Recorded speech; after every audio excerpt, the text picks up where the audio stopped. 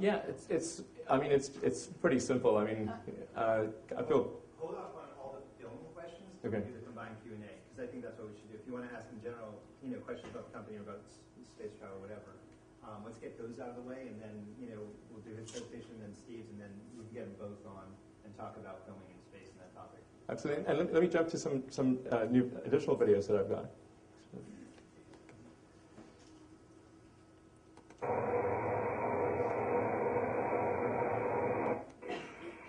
So this is our big rocket, the Falcon 9 that I was talking about, that we aspired to make fully reusable. This is the first stage firing of the Falcon 9. 5, 4, 3, 2, 1. All 9 minutes. All 9, full duration. Yeah, it's like a few weeks ago. Yeah. So this is almost a million pounds of thrust in vacuum, which is about 4 times the maximum thrust of a 747. And it's pretty much it's Armageddon down there. You don't want to be standing at the base of that test stand. Tell them how tall the test stand is. Give them scale. Sure. The test stand is a couple of 100 feet. Well, the test stand itself is like 130 feet tall, and then there's about a 100-foot tall stage on top of it. So it's like 230 or 240 feet approximately to the top.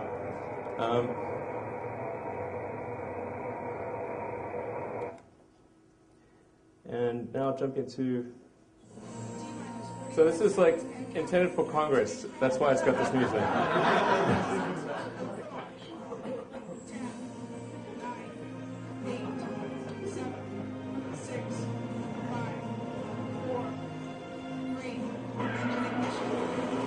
So Falcon 9 will launch from our pad at Cape Canaveral. That's launch pad 40 at Cape Canaveral, which used to house the Titanfall. Now, this is not real, by the way. This is simulation. So the contract SpaceX has right now is to demonstrate cargo transfer to the space station and return of experiments to Earth. And what we're hoping NASA will exercise is an option on that contract to also carry astronauts. And I think they will exercise that option fairly soon. When you talk about payload, what can you load on your machine now?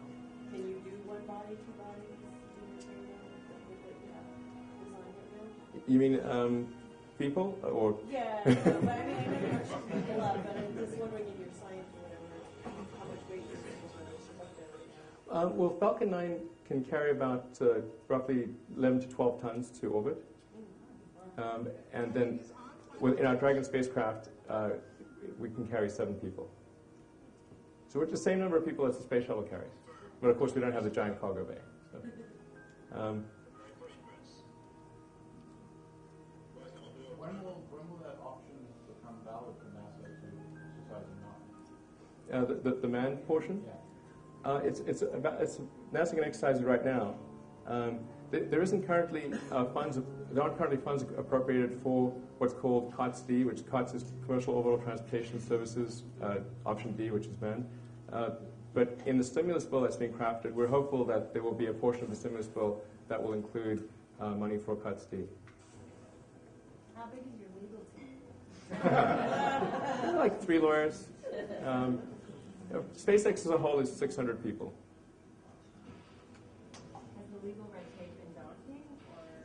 There's quite a lot of legal red tape. There's also a lot of regulatory stuff that which isn't done by the lawyers. It's done by the engineers who have to comply with the regulations. Because in order for us to go to the space station, we have to meet the same regulatory requirements that the space shuttle does, or that the Europeans, or actually more than the Russians do. The Russians they have their own rules. How much did you draw upon the existing or retired NASA engineers? We have actually a lot of people at SpaceX that used to work at NASA or JPL. So I'm not sure the exact percentage, but it's maybe 5 to 10% of our engineers. We also hire a lot of people straight out of school and also from the big aerospace companies and from companies that are not in the space arena.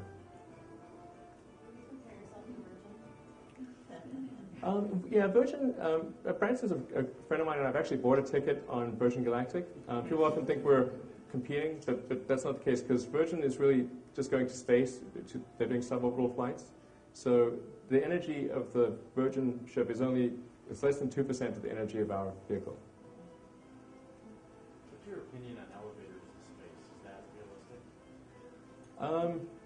I always liked Charlie and the Chocolate Factory. I think that's where the idea comes from. I do, yeah. No, basically,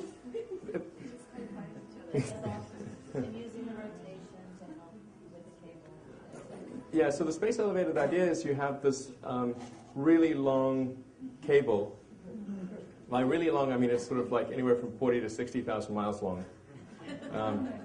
And it's with the ends way out in space, and the base is on the Earth. And you can imagine, like, the Earth is this ball rotating, and you've got this, like, cable trailing, out, and it's sort of, there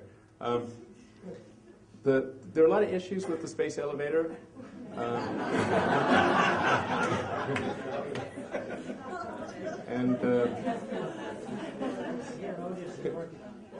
There's a lot of issues, and I mean, this is it also does rely on super strong materials, carbon nanotubes, and until we build, say, a carbon nanotube footbridge, then I think we should not really be thinking too much about building a 60,000 mile elevator.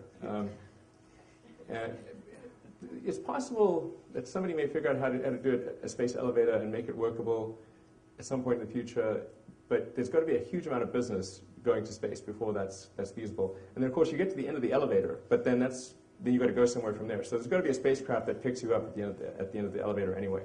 So the elevator is just sort of getting you out of that initial portion of gravity wave. It's not this century. Are there any fuel options that are greener than the kerosene mix that you're using right now? Well, you could use hydrogen and oxygen. That's not a bad choice. Although typically the energy required to create the hydrogen is more energy than was used to get the kerosene. But in principle, if you were to make hydrogen with solar panels, that would be a greener way to do it. But it's although the rocket's pretty big and whatnot, it's actually only got about the kerosene load of an airliner, because 2/3 of the rocket is actually oxidizer. It's liquid oxygen. So think of it like it's an airline flight. Do you have any plans to create something that combines your interest in solar energy and collection of solar energy on the rockets and orbits? You mean like space solar power? If there's anyone in the world who should love space solar power, it's me. Yeah. Because I'm chairman and the largest shareholder of a solar company called Solar City, and I've run a rocket company. So it's going to be like perfect. That's why I'm asking. Unfortunately, I don't think space solar power makes sense. I wish it did, because that'd be awesome. But even if you assume it costs zero to transport the solar panels to space, when you take into account the equipment that's necessary to convert the energy to, say, microwaves or some other beam form of energy, and then you've got to have equipment on the ground that converts the microwaves back to electricity, just when you take that capital cost into account, you're immediately blown out of the water, and it's not competitive with terrestrial solar power. So there's no point in even thinking about it.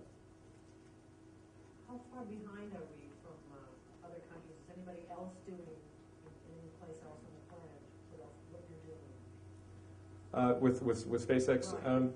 Right. The Chinese have a pretty interesting manned space program. I mean, right now there's really just the Chinese, the Russians, and the U.S. that send people to orbit. And the space shuttle is retiring in 2010. So unless our craft is active, the U.S. will not have the ability to send people to orbit. There is a longer-term program that NASA's got called the Ares-Ryan project, which is due to be finished around 2015 or 2016. and that's intended to be part of a system that takes us back to the moon. But for about 5 or 6 years there, unless SpaceX is successful, there will be no American manned space capability. So there'll just be the Russians who are charging us right now. That you see this is really awful. The Russians are charging us over $70 million per seat to go after the shuttle retires. I mean, they got us over a barrel and they're doing us hard. I mean, it's really rough. I mean, we'll spend $500 million per year on the Russians just buying tickets for 6 or 7 astronauts to go to the space station per year. But if we're ready in time, and I think we can be, then that won't happen. Our cost per person, even with assuming no reusability, assuming that every bit of it is expended and no refurbishment or reusability, is about $15 million per person. And it's U.S. and the jobs are here and all that sort of stuff. So I think it's kind of a no-brainer. But no-brainers in Washington D.C. don't always. So. What has been the response from Congress? Generally enthusiastic, but well, there's. Yeah, I mean, I don't know. People in Hollywood have an amazing way of saying no money. There's like so many different words. But really, they haven't given you any money? Well, we've been given money for the cargo portion, but not for the manned portion. But I'm hopeful, like I said, that the stimulus bill will actually include the funds for the manned spaceflight activity. If it's not in the stimulus bill, I think it's quite likely that it'll be in the financial year FY10 bill, which will get approved around the February or March timeframe. So the government financial year starts in October. So I'm optimistic it's going to happen. It's just a question of what time scale. And for every year that we're dependent on the Russians, we have to send them $500 million. So, and the amount that we're asking for to get this done is $300 million. So, I don't know, it seems kind of ludicrous, but anyway, that's DC. Yeah. So you've never had a mission go off, is what you're saying? You have had missions go off? We've done our Falcon 1, which is our small rocket. Right.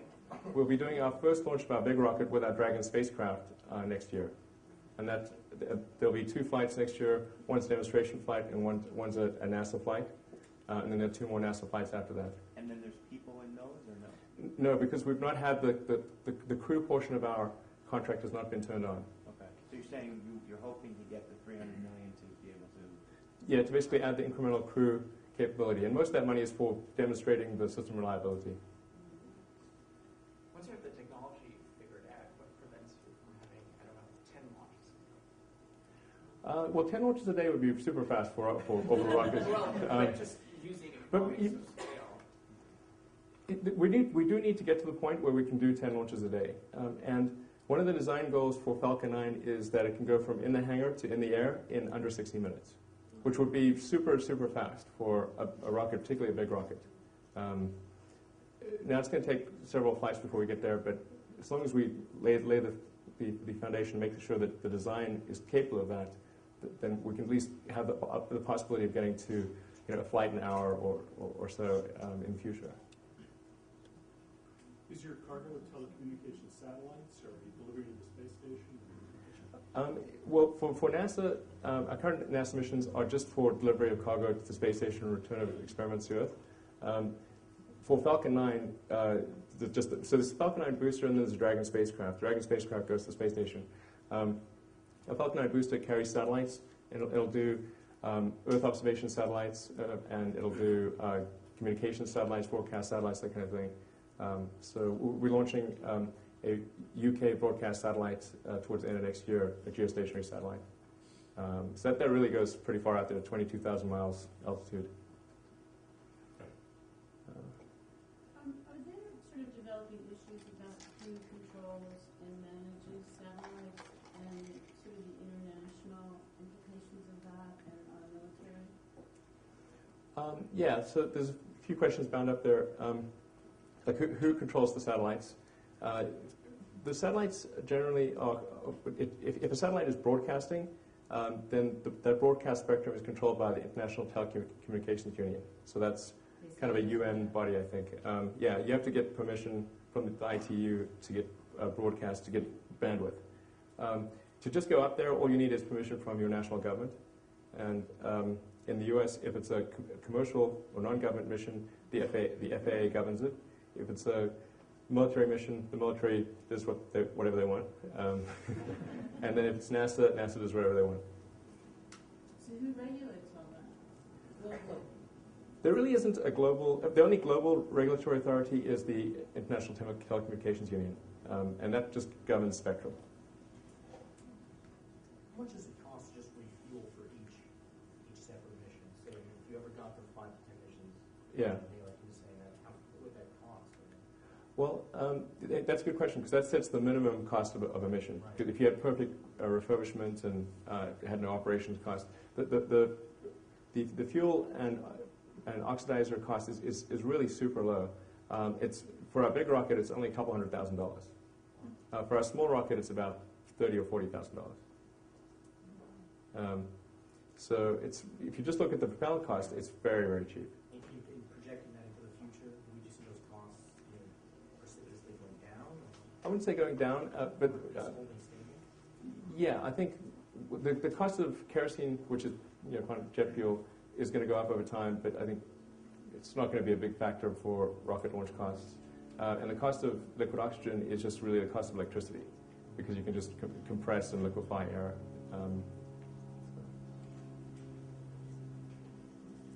All right, well, good? Yeah. I think that's it. So thank you very much.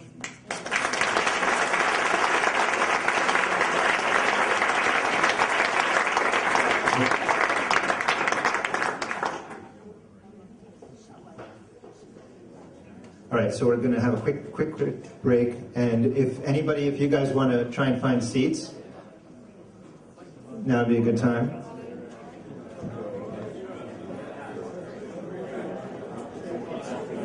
All right, for bathrooms, if anybody needs a restroom, there's one in the pool house. So you go outside this glass door and then into the back, and it's right there.